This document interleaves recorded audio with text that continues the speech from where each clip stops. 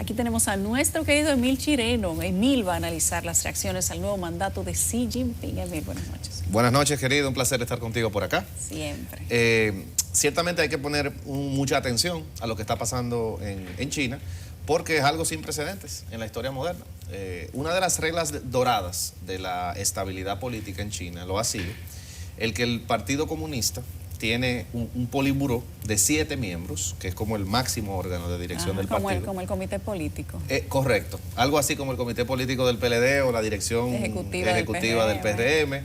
Lo único que aquello es un partido que tiene una cantidad mínima en un país que tiene cientos de cuántos millones. Sí, correcto. Y por eso, y es un partido único. Entonces, obviamente el poder es incomparable con cualquier partido en una democracia, porque China no es una democracia. No es una democracia. Entonces, una de las reglas que mantenía la estabilidad y que aseguraba que ningún criterio extremo se impusiera, era la idea de que dentro de ese miembro, esos 7 miembros, podía existir cierta divergencia de criterios.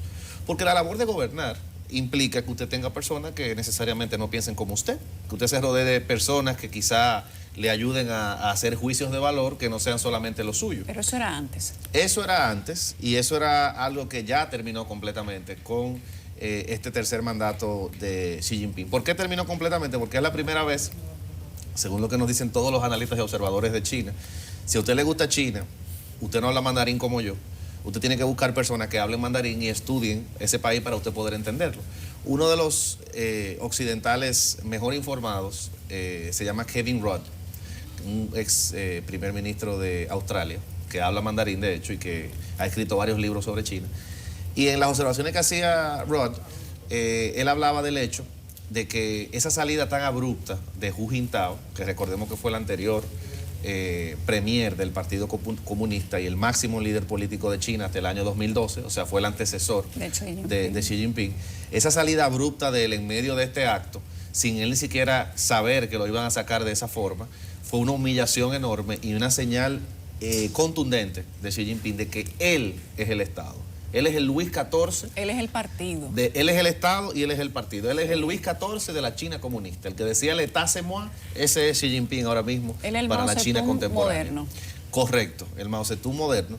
Y obviamente China no es la China de los 50, una sociedad rural, una sociedad con muchísimos problemas, atrasada, con una deuda de guerra y hambre. China es un país muy desarrollado, una potencia militar, una potencia económica, y preocupa a los mercados esto. ¿Por qué? Porque pareciera que el pragmatismo que caracterizó la gobernanza china desde Deng Xiaoping en el año 1979 hasta ahora es un pragmatismo que está en juego. ¿Y a qué me refiero yo cuando digo pragmatismo? Bueno, la idea de que los gobiernos chinos siempre han querido en estos últimos 40 años que China crezca. Pero el discurso de Xi, si usted lo escucha y usted ve lo que él dice y lo que está haciendo, él habla no solo de crecimiento, sino que habla mucho más de redistribución. Sí.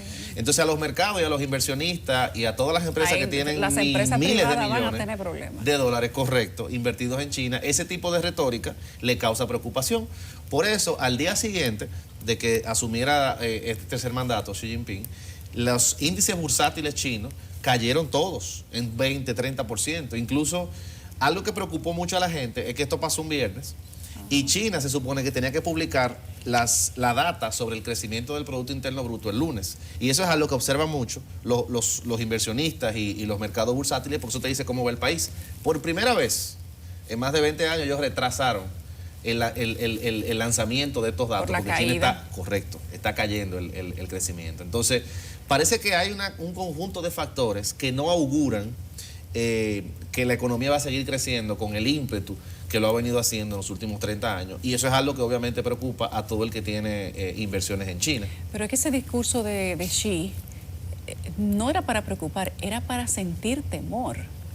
¿No te pareció cuando tú estabas viendo, aquella toda parafernalia, porque parecía un sistema armado, no solamente para un presidente socialista, que lo es, sino para un faraón?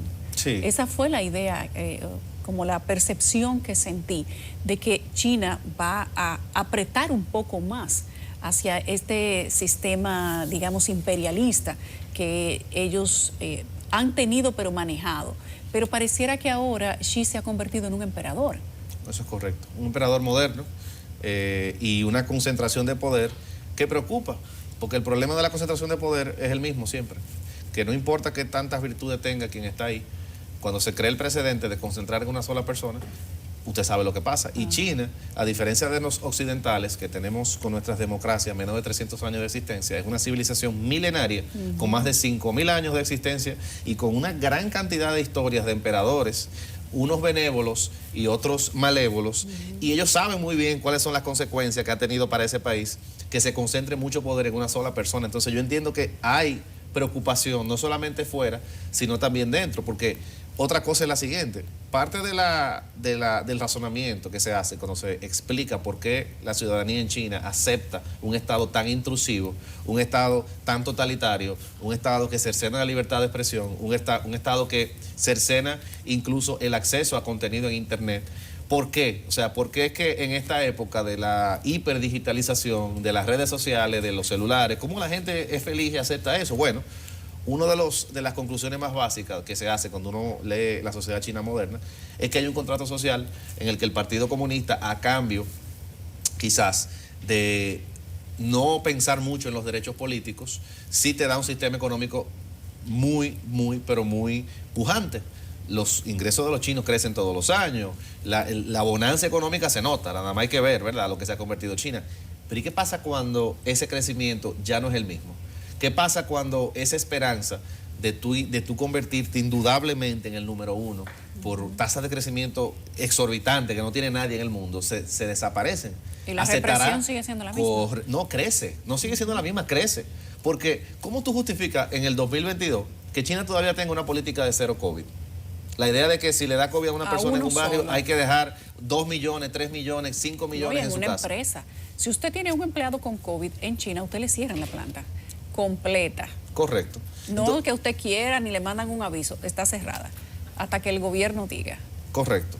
Y obviamente no podemos tampoco ser completamente sesgados, porque yo soy uno que soy un admirador del gran logro de tú sacar a más de 700 millones de personas de la pobreza. Lo que China ha logrado, no ha logrado nadie en la época moderna. Es un hito de la humanidad lo que China ha logrado. Pero viviendo en una democracia, educado con mis ideas, ¿verdad?, de la libertad y de la meritocracia, de los derechos y del control del leviatán, como Thomas Hobbes nos enseñó a nosotros que se llama el Estado, me hace a mí ver con preocupación lo que está pasando ahí. La clave va a ser, obviamente, si China continúa creciendo y si las condiciones para que los inversionistas extranjeros continúen apostando por ese país se mantienen. Hay dos indicadores que son preocupantes. El primero es los niveles de deuda pública de China, algo que mucha gente no sabe. Ahora mismo, el nivel de deuda pública de China está cercano al 300% del PIB. O sea, casi 3 veces el tamaño de la economía del país. Sí. Hay una crisis enorme en el sector inmobiliario. Sí. Hay muchos vientos Están demoliendo edificios en China. Aunque usted no lo crea, derriban edificios completitos, porque no hay quien los compre. Y entonces ellos quieren reutilizar el solar y derriban los edificios. No uno ni dos, decenas de edificios. Eso es correcto. Entonces, hay muchas condiciones adversas, digamos. Y ver que dentro de este mar de incertidumbre y de vientos adversos, lo que se hace es que se le da más poder a una persona, lo que se hace es que se callan las voces disidentes, es algo que el que está afuera obviamente ve con ojos muy escépticos. Si eso le hicieron a un miembro del partido, al grupo de los 7, ¿qué no le harán a un simple ciudadano? Correcto, que son los intocables dentro del... Bueno, ¿tuviste cuando él habló de las religiones? No hay religión en China. Ah, bueno, sí. Ese tema es un tema bien complicado porque el tema ahí, a mí me encanta cómo él escribe la unión de los chinos. Él dice que los chinos son como ¿cómo se llama? La granada. Ustedes saben cuál es esta fruta que tiene muchas semillitas pequeñitas. Sí. Que todos son, o sea, que cada etnia y cada grupo religioso es como que si fuera una semillita, todos somos parte de la fruta. El problema es que en ese caso la fruta y la semilla se mantienen juntas, no por la pulpa, sino por el plomo. Eso es lo que no se dice en la narrativa. Y es bueno que él tenga que asumir esa posición, porque acuérdate que ellos tienen un problema muy grande con Xinjiang y con los uigures, que en su mayoría son musulmanes. Y mucha gente olvida que esa provincia es la más grande de China y una de las más productivas. Entonces es mejor adoptar una posición de neutralidad absoluta, entre comillas, a tú decir que aquí somos un estado religioso y, o sea, eso hay que entenderlo, ese tema. Entonces, de nuevo, no todo es malo, yo soy un gran admirador de los logros que China ha tenido, y de hecho tengo muchos amigos chinos que respeto mucho, pero a mí me parece que la deriva de un país que concentra tanto poder en la mano de una persona no puede ser positiva. Hay una serie de... Un Xi Jinping distinto me pareció en ese discurso. Más asertivo. Y una persona que aparenta que ejercerá más control todavía del que ya tiene. Esa fue la impresión que me dio cuando lo vi hablando. Y estás en lo correcto. De que se sentía a sí mismo como el líder absoluto, que no parecía tener esa sensación. Xi Jinping lucía una persona un poco más conciliadora en gobiernos anteriores, pero ahora él no siente que necesita ser más conciliador. Y ahí es que está el tema. Cuando se pierden los frenos y el poder es absoluto. Decía Lord Byron, y no estoy diciendo que vaya a pasar eso, pero es una frase cliché muy famosa, que el poder corrompe, pero el poder absoluto corrompe absolutamente. Entonces, cuando uno otorga tanto poder a una persona, pues lamentablemente las posibilidades de que las cosas no salgan bien son muy altas. Emil, Xi Jinping ha hablado en ese discurso de toma de posesión, sería de su nuevo mandato, de la nueva distribución de la riqueza. Ese es el tema más espinoso de todo. Pero en su discurso él deja ver que como se está distribuyendo la riqueza en este momento no es correcto y que las empresas se quedan con más de lo que deberían quedar. ¿Qué significa eso? Si yo supiera, créeme que yo fuera multimillonario. Ahora, yo te puedo dar algunas pinceladas. Uno, como lo dijo el Deng Xiaoping, para que el país se desarrolle hay que tolerar ciertos niveles de desigualdad. O sea, tú tienes que dejar que existan empresarios muy ricos y que concentren riqueza, porque esos son los que, ¿verdad?, motorizan la economía. Pero ¿qué pasa? El problema de los empresarios muy ricos, específicamente los empresarios que están vinculados a la industria moderna, como por ejemplo el Internet, las empresas de datos, el Alibaba, el famoso Jack Ma, es que adquieren un poder, precisamente por su control de los medios, por su control de las redes, que a veces incomoda al poder tradicional. Fíjate que a Jack Ma, el de Alibaba, le han dado varias pelas políticas en China. Desde que él comenzó a criticar al gobierno, comenzó a poner sus empresas en las bolsas de Occidente, él ha sufrido las consecuencias. Entonces pareciera que muchos de esos empresarios nuevos, esos nuevos billonarios chinos, estaban como que cuestionando un poco la ortodoxia del Partido Comunista, y una persona de la línea de Xi Jinping que concentra mucho el poder, eso es algo que no lo ve bien, porque ve que esa nueva clase empresarial se está convirtiendo en una amenaza para el poder político tradicional. Ese es lo primero. Y lo segundo es que la respuesta a esa amenaza ha sido exigirle un compromiso social a las empresas mayor del que tienen. ¿Y qué es ese compromiso social? Y lo pongo entre comillas porque a mí mismo no me queda claro. Esencialmente gastar mucho en temas que sean de beneficio para la sociedad en general. O sea, si tú antes nada más me pagaba impuestos, ahora yo necesito que tú me dejes una porción de tu ganancia y que lo invierta en algo que sea de beneficio popular, como hospitales, Pero dicen los críticos, no tengo yo elementos suficientes para decir que es así, pero dicen los críticos que eso es una forma eso es un parche para tapar las deficiencias en la provisión de muchos servicios públicos que tiene el Estado con los ciudadanos y lanzarle el fardo a los empresarios. Dicen que eso es lo que está detrás de este cambio en el discurso. Una manera también de descontarle los porcentajes de beneficio y dejarlo ver ante la sociedad que es por una buena razón, entre comillas. Correcto. Y también el tema de la lucha de clase es uno de los discursos clásicos del marxismo y del comunismo.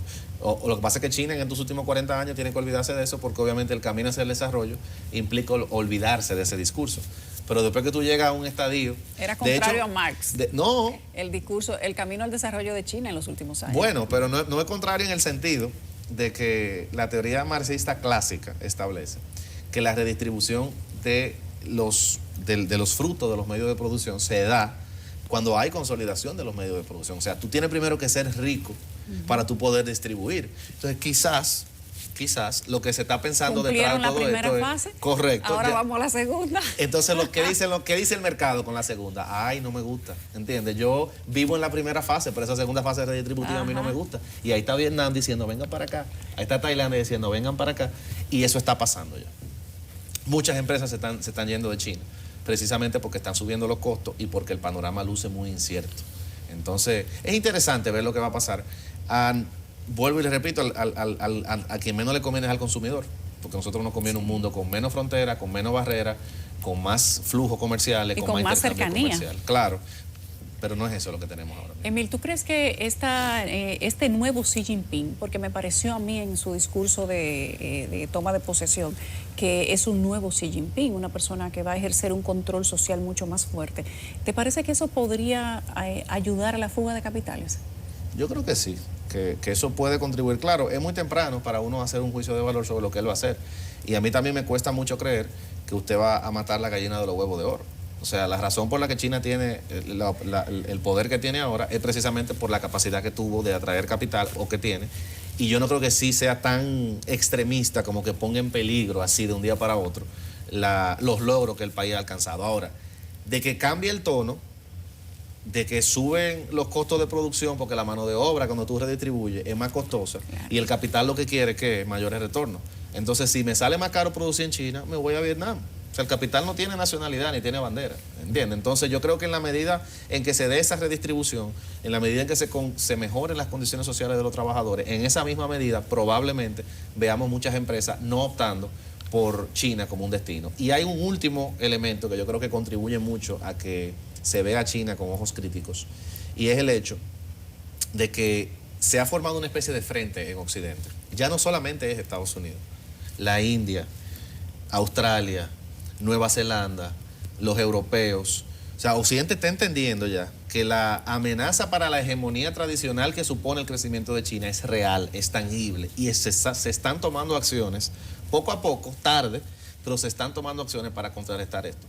Te voy a dar una anécdota muy rápida y breve de un cliente mío aquí, un extranjero que está desarrollando unas inversiones buenas en República Dominicana. La semana pasada, estamos en una reunión, y él por primera vez me dijo que por qué nosotros, cuando digo nosotros, digo el proyecto que él está desarrollando, deberíamos de alimentar un potencial enemigo en el futuro, comprándole todo lo que nosotros usamos para construir a los chinos, que le compremos de este lado. O sea, el señor ya está politizando algo que yo no había escuchado antes, porque el empresario lo que quiere es hacer dinero. Si el material es más barato en China, lo trae de China. Pero este señor, que viene de un país muy rico, muy occidental y muy cercano a los Estados Unidos, ya está viendo, y así como él, así hay muchos empresarios que están pensando así. Entonces pareciera que estamos en la antesala de un mundo mucho menos integrado en términos comerciales con China del mundo que vimos en los últimos 30 años. Eso es seguro que está pasando, es seguro. Emil, gracias. Yo creo que hay que hacerle un segundo capítulo a esto.